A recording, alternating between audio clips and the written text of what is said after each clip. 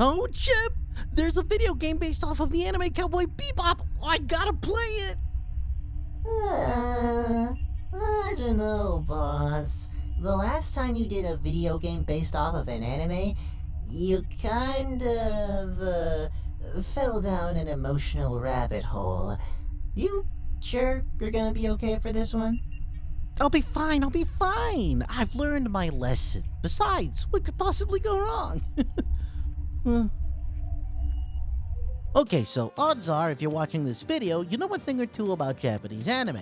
Or if you don't and somehow ended up here because the algorithm has been taking pity on me, well, they're basically animated shows and movies that come from Japan. However, unlike here in the States, the genre and the sophistication of a lot of these far exceed what we're used to seeing over here. You know, we see cartoons and animated features as something that isn't necessarily for adults. Yeah, no, Japan didn't have the same sentiments, which has led to a plethora of amazing OVAs and movies. One of these was released back in 1998, and it simply went by the name Cowboy Bebop. Now, saying that this anime is considered a groundbreaking achievement in both visuals and writing is an understatement, and little Jimmy Boy, still going through grade school, was watching it right at its peak. Well, whenever it finally made it to the States anyways. There were only 2 video games that were made that were based off of the anime. Cowboy Bebop, released in 1998 by Bandai, and one released in 2005 called Cowboy Bebop Tsusuiku no Serenade, or Serenade of Reminiscence, developed by Band Presto and developed by Bandai. The latter has been an elusive thing because it never got localized outside of Japan. Apparently it was so poorly received that nobody thought that it would do any better anywhere else. But could this be true?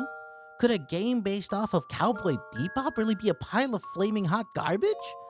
Well, I never took the plunge to find out beforehand because, well, it may come as a surprise to you, but I don't know a lot of Japanese. I mean, I tried doing the Rosetta Stone, Duolingo thing, but I just couldn't hash it. Besides, that owl scares me. It's supposed to be dead, right? I'm in the clear now, right? But thankfully enough, an internet user by the name of SonicMan69, nice, took the time to patch the whole thing into dang English. Oh, okay. Well, thank you, my friend. Now I can finally see for myself what all the hubbub is all about. Oh, it looks like they did what they did for the movie. It takes place smack dab in the middle of the Bebop's crew's many adventures before the big climax of the original anime. Spoiling this feels like spoiling the ending to A Beautiful Life at this point, but I'm playing it safe anyway in case anyone hasn't experienced it, which you really should. It's really good. All I'll say is that it would be very hard to continue anything proper after the anime ends. Supposedly, the game takes place somewhere between episodes 22, Cowboy Funk, and 23, Brain Scratch. We start off with a Bebop crew in hot pursuit of a bounty because, well, you gotta keep making that money. The group split off, leaving Spike on his own and us in a series of tutorials that show us the main game mechanics. Boy howdy, am I gonna miss this even though it's all a bit obtrusive. Now, the bread and butter of the game is the fighting game mechanic. You throw punches, kick kicks, and amongst all of that, you do block reversals which are extremely powerful, but can be really tricky to pull off. If you don't hit that block button at the right time, you can find yourself getting pummeled, if you're unlucky. But if you're really unlucky, the bad guy will unleash their own chain of attacks and you won't be able to hit or block until they're done. Times that by whatever number of goons are surrounding you at any given time, and, well, it can get pretty, chaotic.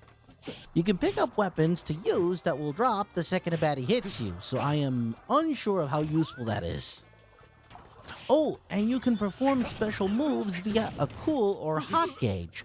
The cool gauge fills up whenever you perform successful combos, and the hot meter fills up when you get hit a lot. You'll never guess which one fills up for me the most. And you can't have Cowboy Bebop without, guns. The only problem here is that the gun controls are really stiff, and the enemy, of course, has perfect aim, while there could be some trouble trying to aim the reticle at enemies. You get a version of bullet time, so that's fun, even though it's not really useful a lot of the time. Well, and also don't forget there's also platforming. You gotta hit the action button while the action logo there is in the blue. If you hit it while it's in the red, it's too late and you fail whatever you're trying to do, like jumping onto a platform that's moving. Back to the story, as most things go in Cowboy Bebop, the whole plan goes pear-shaped, and the loot the bounty was trying to deal in gets swept away, and with all the water from the aquarium-type building that we were in this whole time, oh, that's a lot of damage. At least they got the guy, right?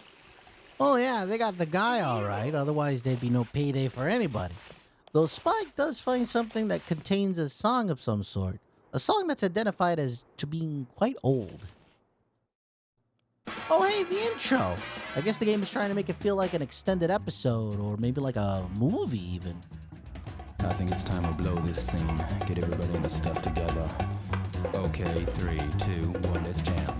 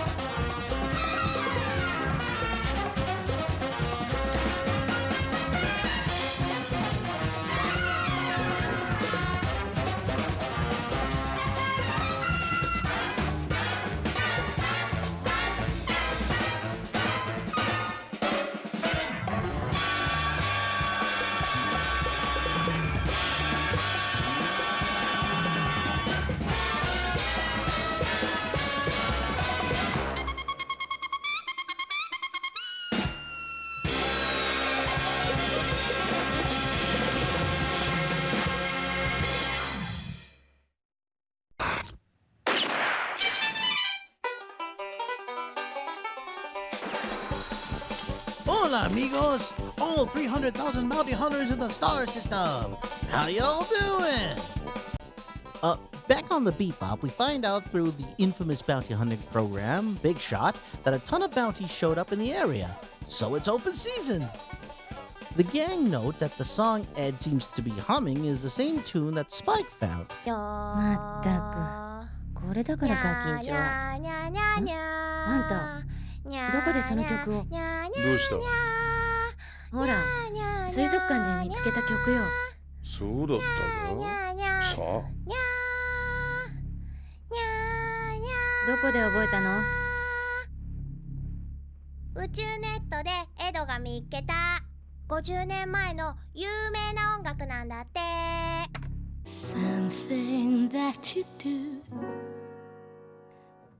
I really can't explain The way you make me smile The way you make me love you when you're shining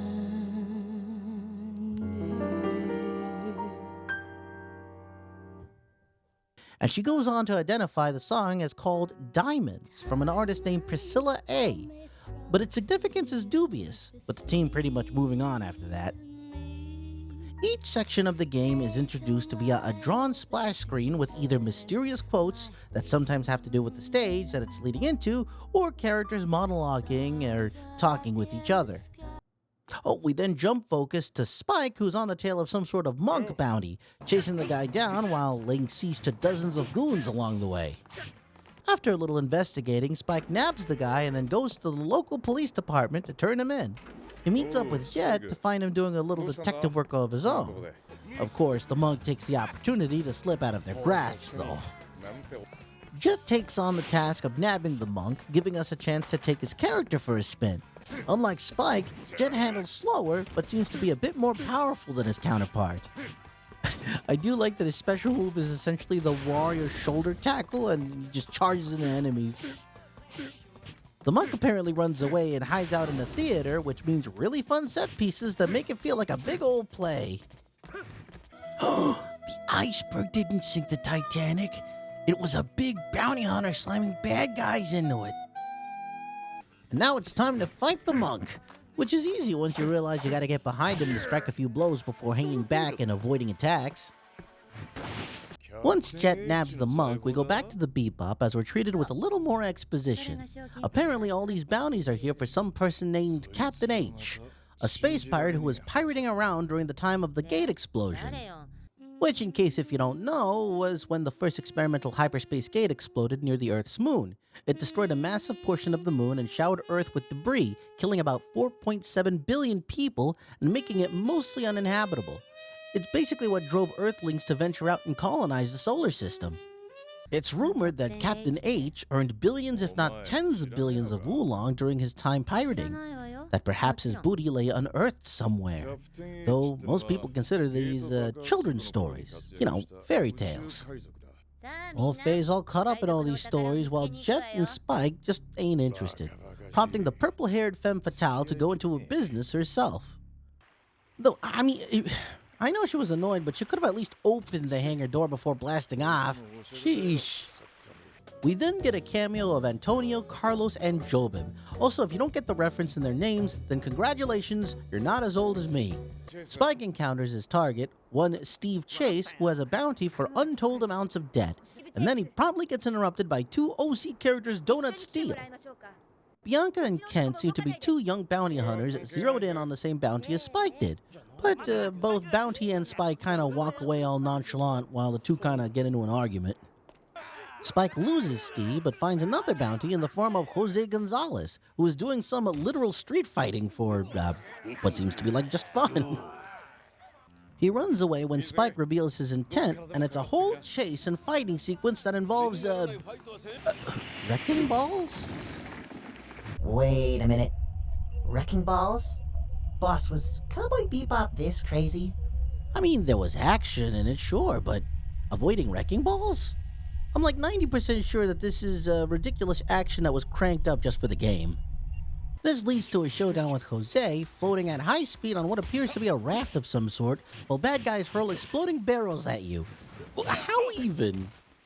After Spike catches Jose, we go to the spaceport where he and Jet are scoping the area for more bounties, when Spike spots Bianca and Kent. Convinced that it's a good idea because they absolutely did not clear the air on who each other are, Spike approaches the two and the confrontation reveals that they think that they are each other's bounties. Or rather, he thinks they're bounties and they think he's a bounty. Come and knock on our door. Oh, then Mr. Roper would have been good with a gun. Since Bianca has a huge gun that would put the heavy from Team Fortress 2 to shame, Spike decides to skedaddle, and the gun-toting blonde is in hot pursuit. Spike runs away from her through various environments that lead up to a boss battle of sorts. Bianca shoots at Spike from above, while Kent is on the ground arming and kicking mines at Spike. After the duo is defeated, Spike and Jet clear the air that they're actually bounty hunters too. We then do a kind of jarring jump to Jet out in the open, confronting a girl named Sarah and what seems to be her huge pet tiger. No information is given about this whatsoever except for the girl asking for Jet to leave them alone and Jet scolding her about hurting innocent people. That's it. Wait, that's it? You mean we don't know who the girl is? What about the tiger?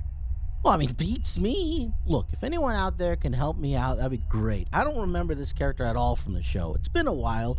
I don't have the time to watch the whole thing again, but I think I would remember if there was a little girl riding around a huge tiger as a character, a side character, a tiny minor character, something. I feel like I would have remembered.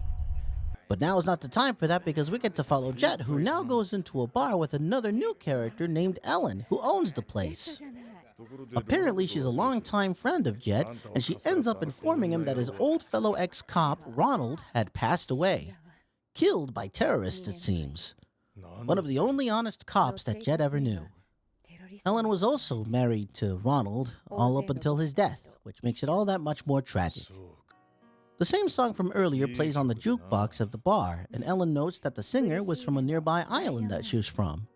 Though this revelation gets cut short when Jet notices a bounty and goes after him.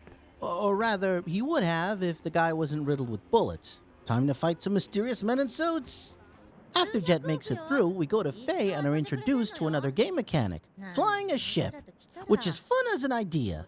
In practice, not as much. You get 56 seconds to go through the level by avoiding enemy fire and obstacles, but you have to do it fast. The optional boost isn't really optional because the only way to make it to the goal in time is to hammer the boost the entire time. You fail by running out of time or your ship runs out of health.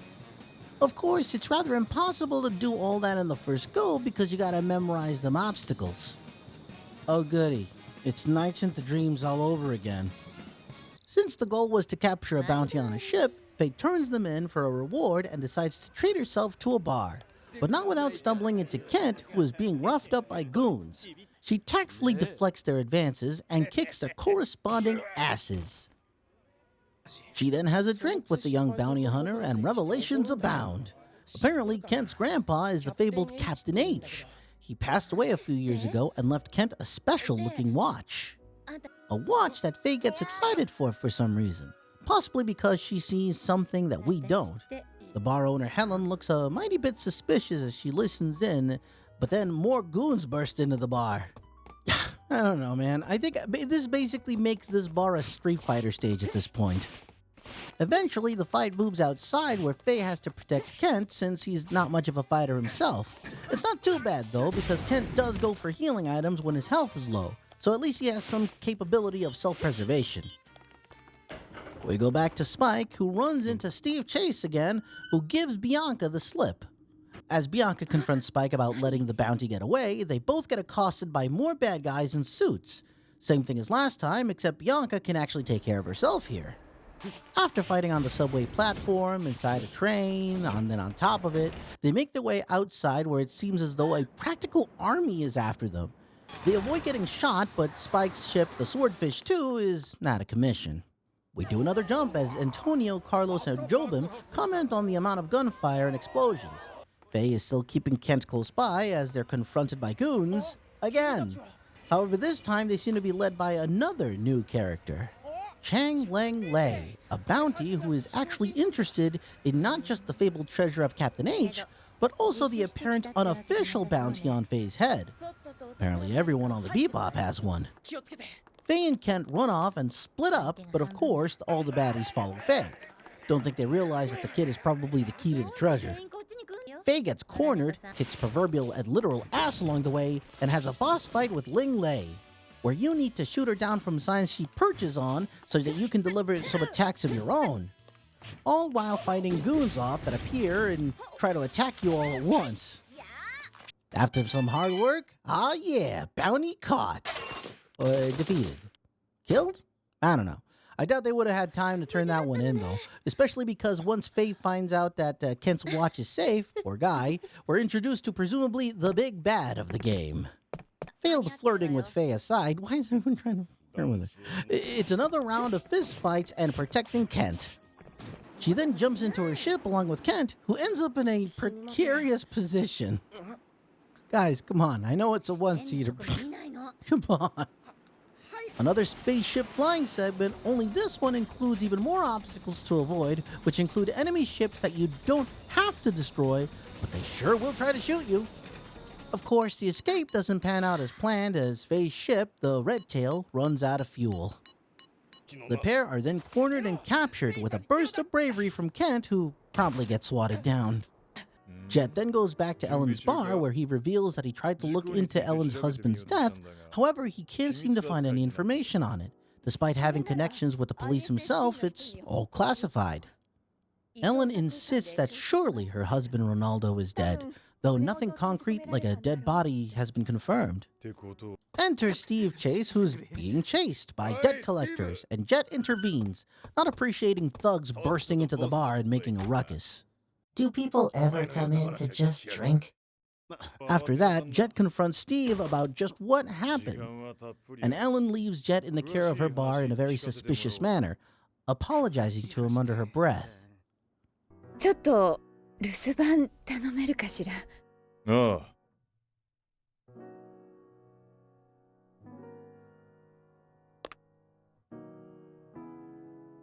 ごめんなさい、ジェット。 Ooh, she's a bad bitch. Chip! What? It's true!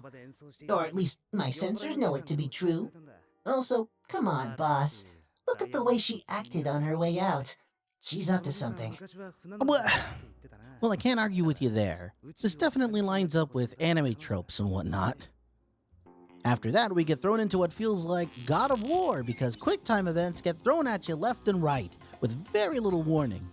Yeah, I think at this point you can't relax during cinematics anymore. You'll never know when these things are just gonna get thrown at you.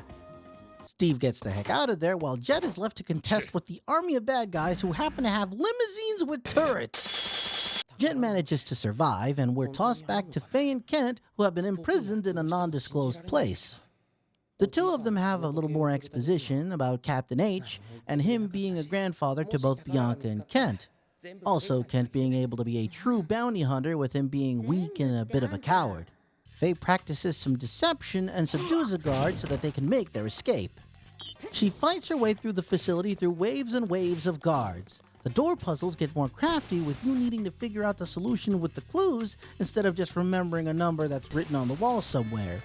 We also get another new game mechanic thrown at us: sneaking. God damn, boss! How many game mechanics is this thing gonna throw at you? You know, honestly, I've lost count at this point, Chip. I'm just gonna keep trucking. This part was pretty hard because the controls aren't exactly delicate, so if you're not super careful with the analog stick, Faye will run for like one step, and that's enough to get caught. So you'll have to start over from the very beginning of that segment each and every single time she gets spotted. Ugh. You then go from sneaking in the vents to sneaking on the ground, smacking guards behind the heads to knock them out, all while avoiding their line of sight, which isn't always helpful because the game makes it a point to prevent you from moving the camera freely, as you've been able to do the entire time up until this point. To peek around a corner, you have to press the action button in certain spots and wait for the right moment to rush up behind the guards to knock them out. Thankfully, you can just run and you don't have to actually sneak up to the guard from behind. After doing a pushbox puzzle that kind of feels out of place, the duo finally make their way out of the facility, with the two having a banter about how a good woman knows how to tell a lie beautifully. When they get to the surface, they're accosted by attack ships with Gatling guns. It catches Faye by surprise, but Kent, in another display of bravery, shoves her out of the way and gets shot as a result. With little time to react, she goes on the run for an extended chase scene that has her running away with a fixed camera and the machine gun ship just unloading on her at all times. Avoid getting shot up. Faye leads the ship to a narrow cavern and it promptly explodes due to skill issues. We then find out that Faye didn't, in fact, abandon Kent and has gone back for him to help him with his wound, noting that he is in fact a little braver than she expected. She also seems to figure out a clue about this treasure tied to the watch. What is it? Oh, are you kidding me? This game is not going to tell us. It never tells us anything. It's like a reverse Columbo. You know where Columbo actually finds all of the clues and he actually, like, you get to see him see what he sees? Yeah, we don't get that here. We just get vague, just... Bianca and Spike share a moment while hiding out from the same military baddie forces that Faye and Kent were running away from. Spike reveals that he found a memento that Bianca dropped, a hollow image of a mysterious lady that was given to her by her grandfather, Captain H. The lady's identity is a mystery, though Spike does find something within the memento but says nothing as he pockets it. Spike then offers to provide a distraction so Bianca can make a run for it. New game mechanic: run, dodge, and avoid sniper fire, hiding behind things like shifter containers and pillars. Gotta take it slow though, gotta time it right, otherwise you'll get hit with a hard shot. Escape into another section of the facility where puzzles abound, from figuring out which key to use to the forklift to rerouting power to different rooms so you can access them without burning out the power grid. More fighting your way through the facility, which includes an annoying conveyor belt level, which requires you to take out a bad guy throwing grenades from behind a console all up in there. You do this by kicking a grenade back at him, but you gotta do it at the right angle and distance, otherwise it'll miss. The big bad appears to be hurling more baddies at our heroes, with Ellen in tow for whatever reason. Aha! See? She's a slithery snake. But she's just standing there. How sure are we that she's an actual snake? Really, boss? But yeah, just let me hang on to a glimmer of hope here, okay? And yet a new game mechanic is introduced as it turns into an FPS as you defend Bianca from bad guys from above. Spike is then confronted by the mysterious baddie who had accosted Faye and Kent before. However, as always, he manages to get away. His getaway is short-lived, though, as the military-type organization seems to have surrounded the Bebop, barring entry. It's up to Jet in a watercraft of some sort to save the day, but not before navigating a poorly constructed canal level filled with obstacles like barrels, boxes, and straight-up landmines. Now comes one of my favorite and not-so-favorite parts of the game. You gotta find 21 bombs that have been hidden all over the interior of the Bebop. Well, let's start off with what I do like about this. What I love about this segment is because it lets you explore the entirety of the ship. And that's really cool if you ever wanted to have an idea of what the entire thing is structured like. And my not-so-favorite part is because it's 21 bombs that I have to find. Which basically just falls to running around blindly to find spots to further examine, which requires you to blindly feel around until you find the spot where the bomb actually is. Clear out the bombs, clear out some bad guys that are trying to protect said bombs, and then confront the big bad guy of this segment, Colt Mayer. 連中の仲間じゃねえな。ウルトマイヤー、傭兵だ。あの世に行く前に覚えておけ。この人殺し野郎が。Normal attacks won't work on this guy until he pulls out the rocket launcher, lead it back to him, and then beat him to a pulp. Faye contacts the Bebop and reveals that she and Kent made it to this supposed island where the fabled treasure of Captain H is. Of course, the Bebop starts to get attacked, so Jet holds them off while Spike heads off to the island. Another flying section, only this time you start at half health. Spike lands the swordfish and traverses the island filled with tons of baddies. This is also where the difficulty spikes up, with fights getting way harder. Enemies dodge more and have weapons that deal way more damage. It gets to a point where just going for reversals is the best course of action. Spike runs into Chase, who shows him the grave of Priscilla, the singer of the song we keep hearing all over the place. Of course, this gets interrupted by a bad guy who manages to gun down poor Steve. ここから全てが始まって、そしてここで。スティーブ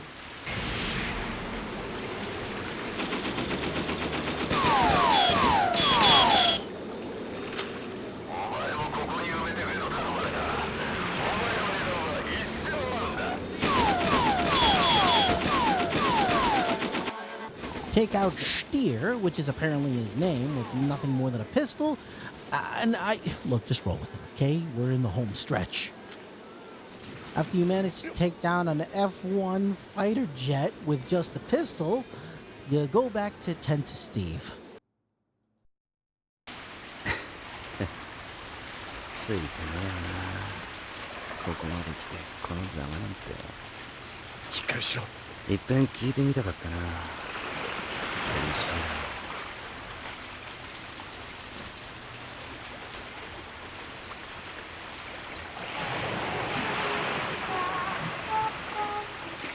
ダイヤモンズか。スパイク、こいつは。そうか。あんた、やっぱいいやつだね。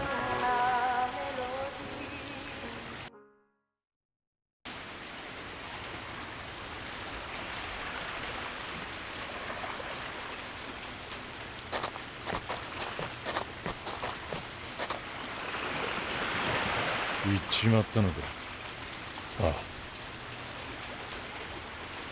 あ。なんかシリアス入っちゃってるわね。お前さんには分からねえだろうよ。夢を探してた男が死んだ。それだけだ。あるだけ幸せじゃない。ここなら続きはいくらだって見られるわよ。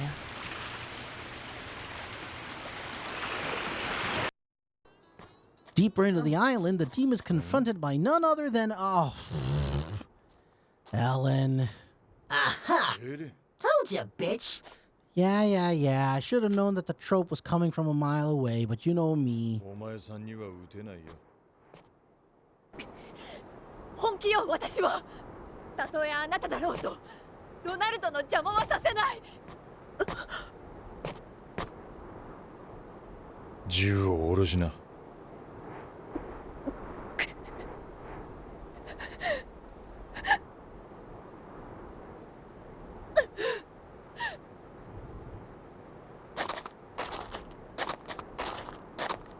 ねえ、お宝はキャプテン H の財宝どっかに隠してあるんでしょ？ないわ。ロナルドの部下たちが島中を探索したけど財宝なんてどこにもなかった。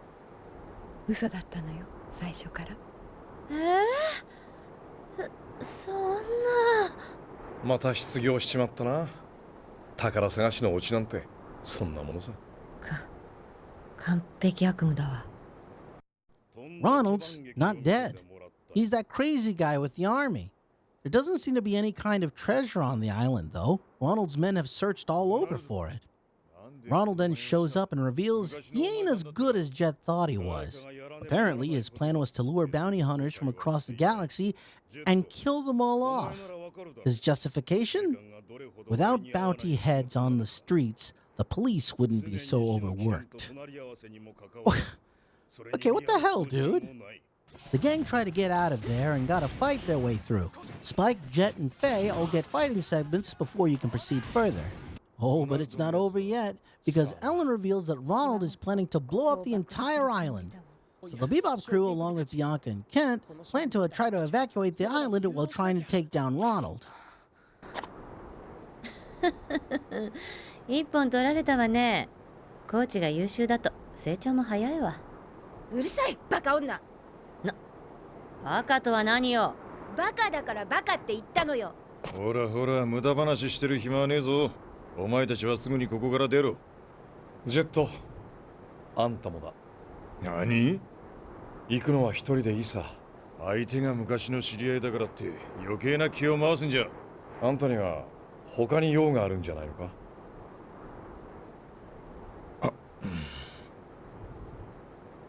Spike, of course, would rather go solo, and this leads to my least favorite part of the game, navigating an abandoned-looking church which leads to a massive sprawling underground facility.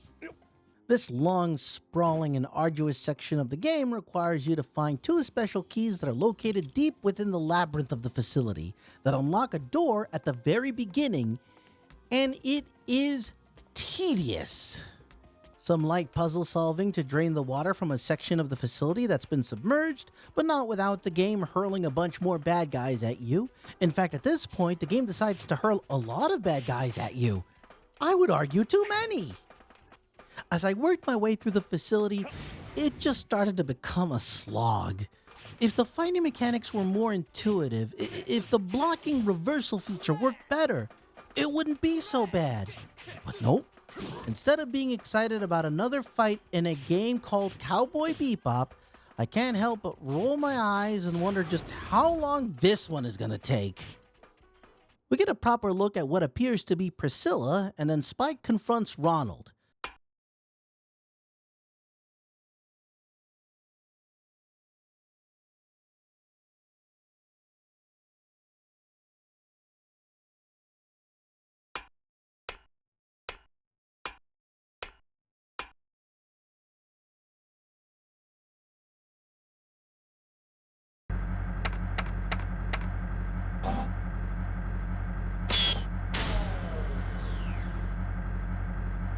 終わりだカウボーイ。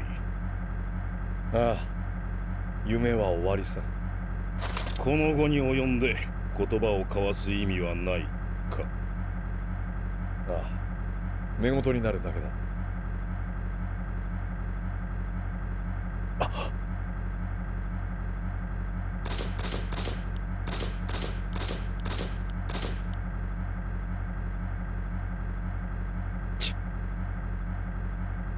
Stopping him from blowing up the entire island. However, he promptly makes his getaway. Once everyone's outside, Bianca takes a shot at Ronald's escaping ship, but even though nothing happens, she insists that she didn't miss. 一発ぶち込んでやるのよ。やめとけ、この距離じゃ当たるわけ。ビアンカ、ターゲットを捕捉したよ。了解。お前らな。ターゲットの変異を計測。誤差修正率 98.75%。 ターゲットロック。双子の流れ星をなめんじゃないわよ。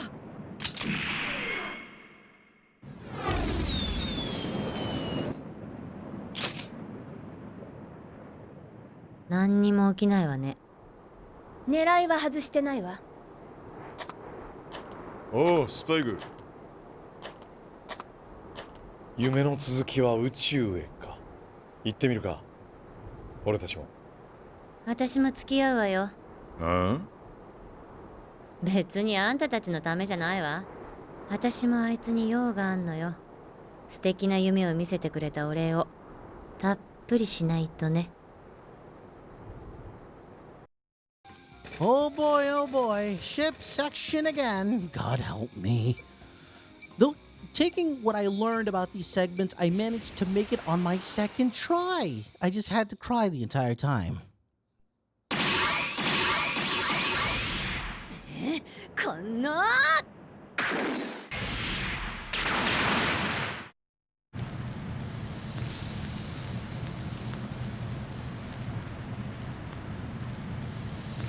狙いは外してないわ。何？もう弾切れ？ジェット、弾くらい補充しときなさいよね。ミサイルは高いんだ。稼いでるんだから自前で何とかしやがれ。せこ。そのセリフそっくり返せ。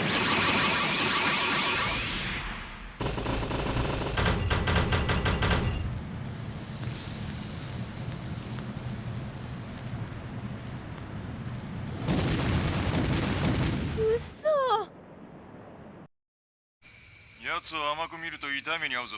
無茶はすんな。自分の手で蹴りをつけないと気が済まないたちでね。おい、スパイク。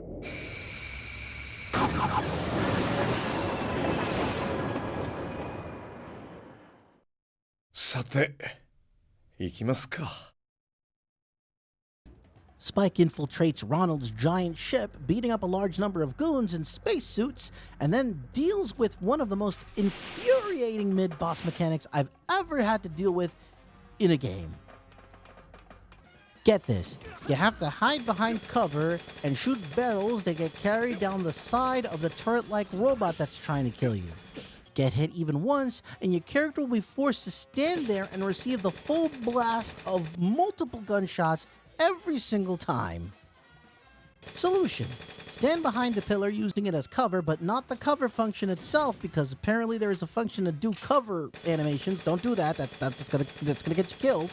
And wait for the barrels to line up, which can take a while because the rate of descent of these barrels is extremely inconsistent, especially timed with the rate of fire from the turret mid-boss, so you're gonna be waiting there for a while sometimes. Door code deciphers have become even more cryptic than ever before, and we finally get an opportunity to use a gun in hand-to-hand combat, which I hope you enjoyed because it's never happening again. Elevator that requires a password from various numbers of monitors with one on the fritz, and the only way to reveal the one on the fritz is to input the wrong code anyway, so that the bad guys come down and masked numbers. You beat them up, and then you can see what the one on the fritz is, what the number was there. But now another one is on the fritz, so I hope you remember that other one. Destroy traps above the elevator, navigate deadly force fields, and going into a section that, with no feedback whatsoever, requires you to break 2 computer consoles that say alert. Failure to do so will result in you fighting goons over and over and over again until you do. It will not stop until you destroy those monitors. The game does not care. Don't be me. I fought nearly 100 enemies before I realized that I needed to do that. I have witnesses who watched me do it when I was recording footage for this game. I just thought that that's how bad the difficulty was. It felt natural. That's how traumatized I was. Encountered that creepy guy that was hanging around Ronald only to find out that he ain't human and normal attacks won't work on him. Again, with no feedback whatsoever, you're supposed to reversal him, get him into a grapple, move him to one of the 6 electrical panels on either side, and shove him into them by pressing X or square repeatedly. How was I supposed to know that? How was I supposed to know that? And then, the final battle. This one's for all the marbles. Fighting Ronald. 終わりにしようぜ。あんたの夢を。どちらが現実でどちらが夢に過ぎないのか、その答えは互いの主観の中にしかない。興味ないんだ。あんたの夢も俺の夢にも。夢が続けば現実は終わる。夢の終わりは現実の始まりさ。決着をつけよう。This is by far the hardest fight in all of the game, and not for the right reasons. The only way you do any damage to this guy is by doing reversals. That's it. Normal moves will hit and do damage, but at that rate, you'll risk getting hit by him, and he does way more damage to you in one go than you will ever do with like 10 punches in a row. Look, I don't know if it's just me, but I also feel like the blocking against his moves is harder than any other enemy in the game. Not to mention, the first time I almost defeated him, I got him down to no health. 0 health. You see it right here. I recorded the damn thing. No health. And he still came at me, and he still killed me. Oh, and don't forget that he has a second form. He pulls out nunchucks, deals more damage, and even has a WWE Undertaker chokeslam move. Seriously, I cannot reiterate how much I hated this. It's one thing to be difficult. It's another thing to just be unfair constantly and not give you any chance of proper, fighting back. But the 2 witnesses in question, Bird and Hartwood, had to literally shove me, many times I refused to just take a break from my mental health, because it was, I just wanted to beat it. It was right there. I was at the end of the game, but it was just, you don't got a really good game on your hands when you have to take a mental health break. Upon finally defeating Ronald, it's revealed he was listening to the same song by Priscilla. Kent pays his respects to Priscilla by leaving the watch his grandpa gave him on her grave. この時計はあなたにあげます。多分それがおじいさんの夢だったと思うから。Faye's proud of herself that she helped Kent grow more as a man. 私のおかげで一人前の男になれたんだから、あいつも男冥利に尽きるってもんでしょ。そうだな。一人前の男にってお前まさかあいつと。何言ってんのよ。No, Jet, not in that way. 当たり前でしょ。私にも趣味ってもんがあんのよ。Bianca remarks on how fun the crew of the Bebop are, and Spike offers back that thing that he took from Bianca's memento from a while back. プリシーラからあんたのじいさんに当てた贈り物さ。写真立ての中からちょっと拝借したんだ。すまない。まったく油断も隙もない人ね。祖父はそのこと知ってたのかしら。さあ、そいつは本人に聞いてみないとな。祖父が気づこうが気づくまいが、彼女にとってはどうでもよかったのかもしれないわね。だってそこに詰まった思い出はちゃんとお互いの元に届いていたんだもの。それあなたにあげるわ、スパイク。それが彼女からのプライベートな贈り物だとしたら、祖父ももう天国へ行ってしまったし、今となっては必要のないものよ。あなたの手で好きに始末してくれて構わないわ。これも何かの縁。わかった。In farewell, he offers a saying that all cowboys say. Again someday, apparently.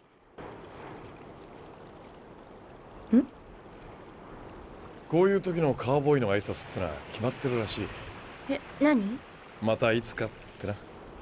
Or I guess, in other words, see you, space cowboy. And that was Cowboy Bebop Serenade or Serenade of whatever the hell. There you go. Well, wait a minute, we're not done yet. There's an after credits scene apparently. We find out presumably what was on the chip. A song about hidden love. Seemingly a song for Bianca and Kent's grandfather, Captain H. You only get to hear Spike reciting a possible limerick from the song, and not the song itself, because Spike promptly deletes the song after listening to it. なんだそりゃ。歌の文句か?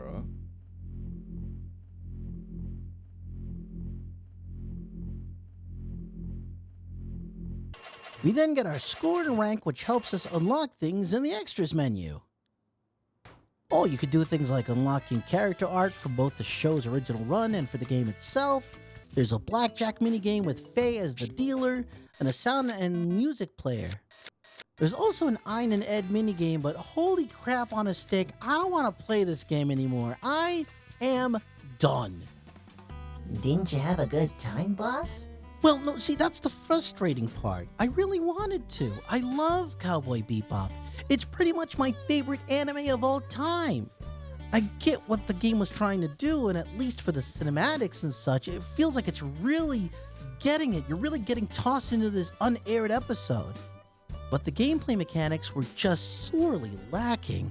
The fighting mechanics are inconsistent, sloppy, and not fun at all. Especially near the end of the game, where the game's idea of harder difficulty is throwing wave after wave after wave of bad guys. Sometimes with no indication that there has to be something to be done to stop them. The gun mechanics don't fare well either. It's hard to aim with the gun, and while the bullet time function is useful, you can't use it all the time. When your game starts feeling like a chore, you know something's not right. That would explain why the game didn't do well in Japan. It's also why the game didn't get a US release. That's right, Chip. Which is a shame, because I would have loved to have a proper game about Cowboy Bebop. Or hell, this very same game, just with better game mechanics. Or at least game mechanics that won't make me want to rip my hair out. Anyways, I think that's about all I got on this game. If you liked what you saw, make sure to shoot that subscribe button and kick punch those likes and bell buttons, Space Cowboy. And remember, above all, stay safe and keep on gaming.